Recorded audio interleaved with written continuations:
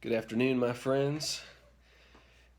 Today, I'd actually like to address something that I think is important, and this is a little bit more about my personal journey and how I kind of got started off in fitness and nutrition. And this would be more in probably the last 3 years.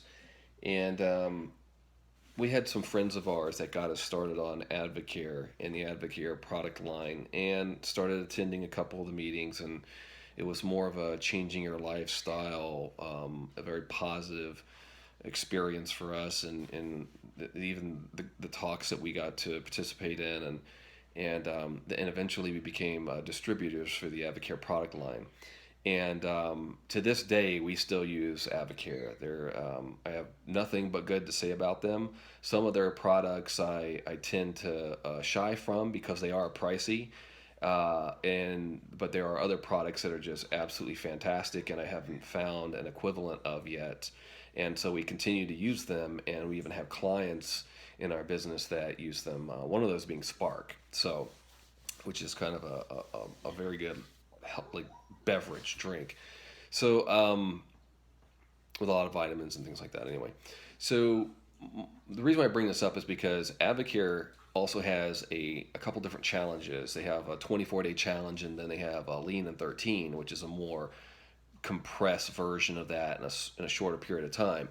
And they're really to get you motivated and to change your bad habits, and uh, get you to change and look at your life and improve your lifestyle, both health, nutrition, and also get you into caring more about yourself and going to starting making good decisions, good healthy decisions, and getting gym time and things like that. So I did two 24-day challenges, I think maybe 6 months to a year apart, and it took a little while. This is before I was even really even cared too much. At that time, my body fat was probably like 27% at its highest. And so, I really wanted to tone up. I wanted to put muscle in. Of course, I want to lose body fat. That was too high. It's a little too high for a guy.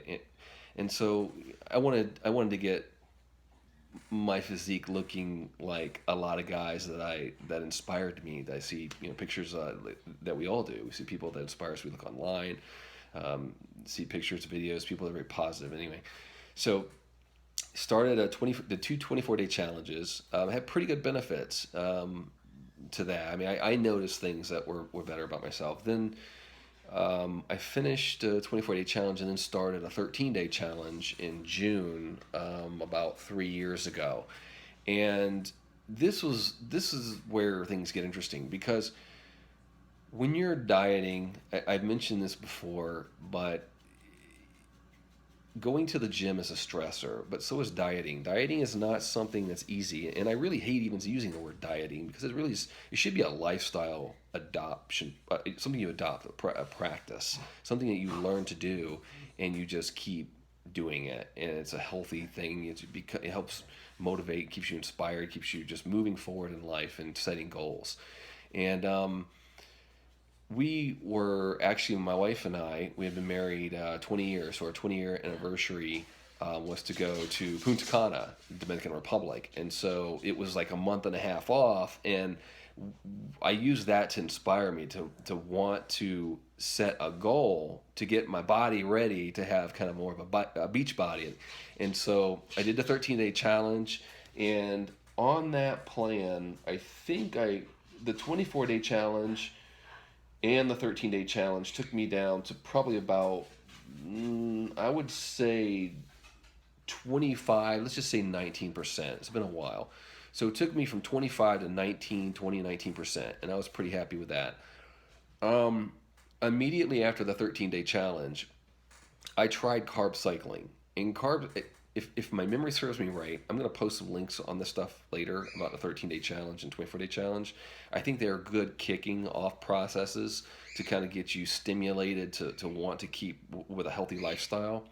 So they're a great thing to inspire you, motivate you, and get you going. They get you going, and then you have to adopt a lifestyle practice, and eating the right, correct foods, and being healthier.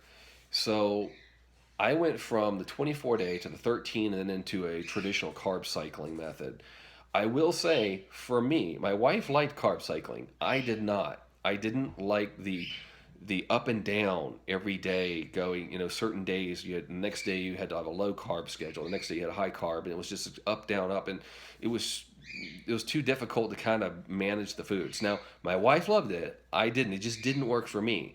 Does it work for people? Absolutely. Carb cycling can be great for people. I've seen people with outstanding um, in results. However, for me, it just didn't quite work. So I ended up moving to a VLC. My goal was coming up sooner. VLC is a very low calorie diet, and it's more of a hardcore diet. I After doing it for a while, I only did it once. I wouldn't recommend it, other than the fact that if you want to aggressively lose weight, you can do it on that diet. But also understand, which I didn't know at the time, but that you will lose muscle too. It's a more aggressive diet. Very low calorie is exactly what it sounds like. It's a very low calorie. You're lowering your calories to a rate where you are forced to lose fat at a much higher rate. And so you find your maintenance calories, which, for all intent and purposes, I use the traditional scale of 15 as an average multiplier times your body weight. That gives you a certain amount of calories. So let's say, for instance, I'm 15 times, like if I weigh 175, I don't have a calculator in front of me, but I think it's roughly 2750 calories. So my maintenance, generally, my maintenance for the average person would be about 2,750 calories a day that I would need to consume. On a VLC, I literally went down to like 1,500. Then I went lower down to 13 at one point, and then that was too low, so I brought it back up to 15. So it was just too aggressive for me. I'm sorry, I said 20. No, I went down. Yeah, no, that's correct. I went to 1,500, went to 13, really quickly backed off that, went to 1,500, and then back up to 1,750, and then actually lived at 1,750 for almost a year, year and a half, off of my maintenance, which was 2,750. So that is a huge drop and probably unhealthy, and not something that I would say is the best option. Now, what the VLC did was it dropped me from 18 to 15% body fat. I did it for about a month and a half, 2 months, but it was so aggressive that I just couldn't maintain that for a long period of time. I had to back off. I was so stressed by the time I got to that 15. I even may have made it to 14% body fat, that I was just done. I couldn't take it any longer. So it was just like, okay, seriously, this is killing me, right? Salads, chicken, the whole bit, and it's just not just eating healthy, but eating very low calorie at the same time. So I backed off that, and then I went to I bulked up a little bit over that winter, and then I went to a keto diet in the spring, and I tried keto for about a month. Now, some people will argue that to get your body into a ketosis state, in a keto diet basically is zero carbs. Now, when I say zero carbs, I mean arguably, they'll allow for like 25 grams of carbs a day, and you can go to up to like 50. Some people can get to 75, but they recommend not going over 50. And so, what you typically want to do is go to about 25 grams max. I kept mine at under 50. 25 was too difficult for me at the time, and you drop weight like crazy. So what you do is you increase your fats. You basically kind of swapping your fats and your carbs is what you're doing. You keep your protein at a ceiling height. You don't really have high protein because that will convert to carbs if you have too much protein. So you keep your protein kind of subtle, but you increase your fat substantially. And that was probably one of the most healthy, feel-good diets I had ever been on. It was great. I felt fantastic. I did it for about a month. About that third week, I got into a ketosis. I know the longer you go, the better you feel. But it was just something that was, for me, I have Crohn's disease in my family genetically, so I can't just go without, I can't do dairy, right? So part of a keto diet to have the high fat, you're swapping your carbs for fats, you need to really consume a lot of dairy. It helps, right? A lot of Greek yogurts, things like that. Well, me being dairy intolerant, I can't. So it was very difficult for me to stay on the keto diet. And when I started substituting other things like nuts have high folic acid. So then there are other, disadvantages there. So I just got off of that, and then I went to a general paleo style diet. So roughly 14, 15%. I was already on track. Remember, I'm learning this whole time, right? Like it's a journey. We're all learning on how to eat better and stuff. So I went from keto down to paleo, which is just more of a clean, organic, eating healthy style. I moved to a lot of the organics during keto, but then I just reinforced it by going to paleo. And then paleo took me, I did paleo in a moderate cut.